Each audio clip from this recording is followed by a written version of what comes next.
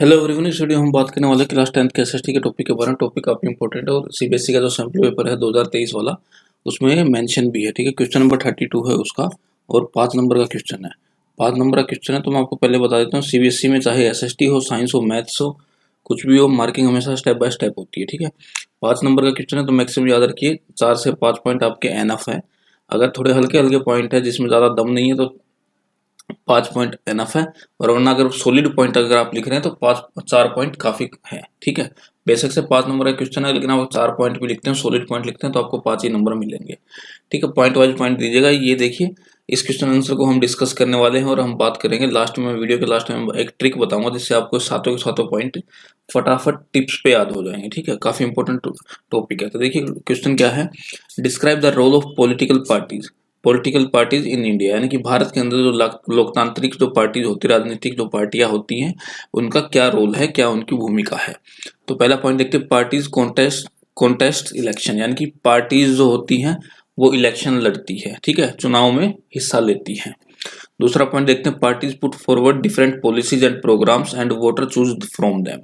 Parties जो होती हैं वो अलग अलग योजनाएं और अलग अलग जो कार्यक्रम होते हैं, प्रोग्राम्स होते हैं, वो उनका सुझाव देती है। ठीक है, उनको सुझाव देती है और जो वोटर्स होते हैं वो उनमें से चुनते हैं। ठीक है, योजनाएं जो होती है वो जो पार्टीज होती है वो उन योजनाओं को पुट फॉरवर्ड करती है।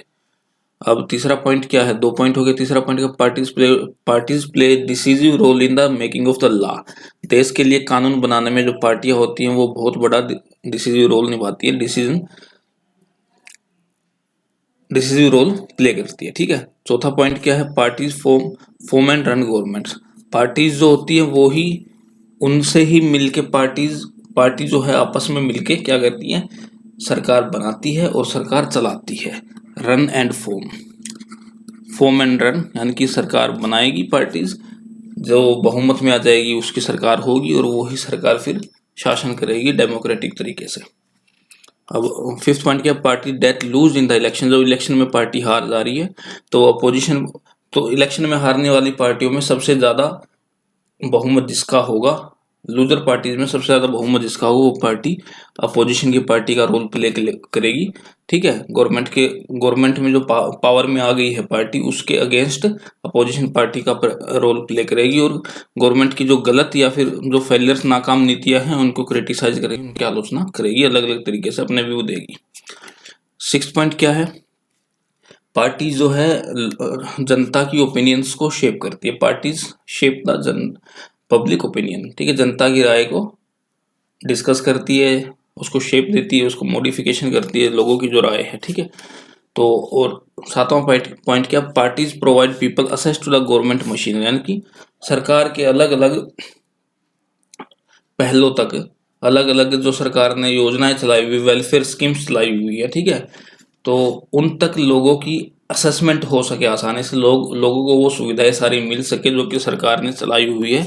पार्टीज क्या करती है, इसका देखभाल करती है, इसका पूरा पूरा ध्यान रखती है कि जो योजनाएं चलाई गई है वो एलिजिबल लोगों तक पहुंच पा रही है, नहीं पहुंच पा रही है। तो ये पार्टीज के मेन रोल है जो कि इंडिया में पार्टीज रोल प्ले कर रही है। ठीक है, अब मैं एक ट्रिक बता रहा हूँ, उस ट्रिक की मदद से आप क्या करेंगे, उस ट्रिक की मदद से आप पांचों के पांचों, ये सातों के सातों पॉइंट याद आपको हो जाएंगे। तो देखिए ट्रिक क्या है, आपको एक वर्ड याद रखना है, PREPLO,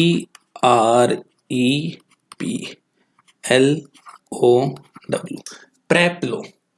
प्रेप लो, प्रेप हम प्रिपरेशन को शॉर्ट में प्रेप बोल देते हैं, लो मतलब कम। ठीक है, प्रेप लो वर्ड आपको याद रखना है और इसके सभी वर्ड्स का मतलब क्या है मैं बता देता हूँ। ये क्या है, पार्टीज के काम है, पार्टीज के फंक्शन है इंडिया के अंदर। आर का मतलब है run and form government.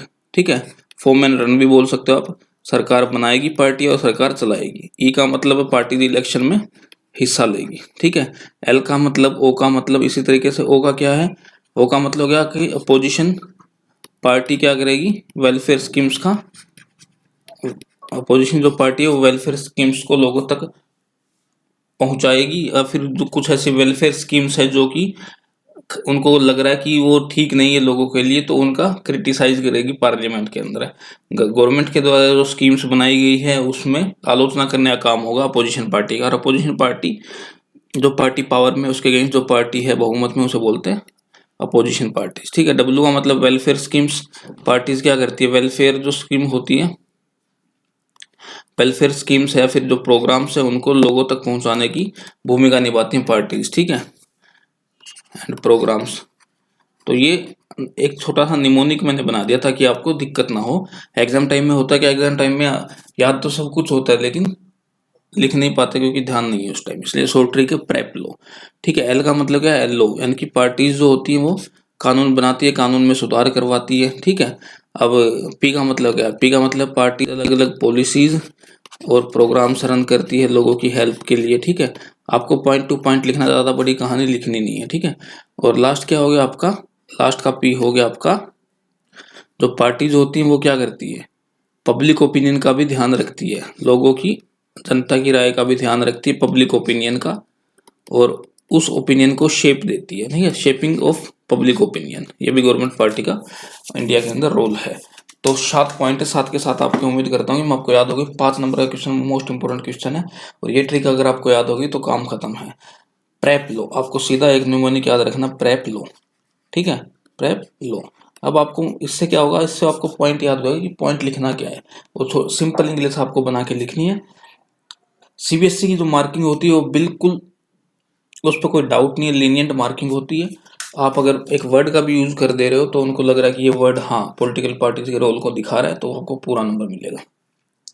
Prep लो, लो का मतलब है, एल का मतलब कानून बनाने में मदद करती है, ओ का मतलब अपोजिशन पार्टी के बारे में भी लिखना है कि अपोजिशन पार्टी जो है गवर्नमेंट जो पावर में है उसका, उसके विचारों का मतलब जो क्या करती है, क्रिटिसाइज करती है, आलोचना करती है। डब्ल्यू का मतलब क्या है, अलग अलग वेलफेयर स्कीम्स लोगों तक पहुंचाती है। ठीक है। और यहाँ पी का मतलब क्या, पब्लिक ओपिनियन को शेपिंग करना, पब्लिक ओपिनियन को शेपिंग करना। ई का मतलब पार्टी इलेक्शन में खड़ी होती है। आर का मतलब रन एंड फॉर्म गवर्नमेंट, और पी का मतलब क्या हो गया आपका, पी का मतलब है पॉलिसीज और प्रोग्राम्स बनाना। ठीक है। तो ये है गवर्नमेंट पार्टीज की इंडिया के अंदर फंक्शंस और रोल।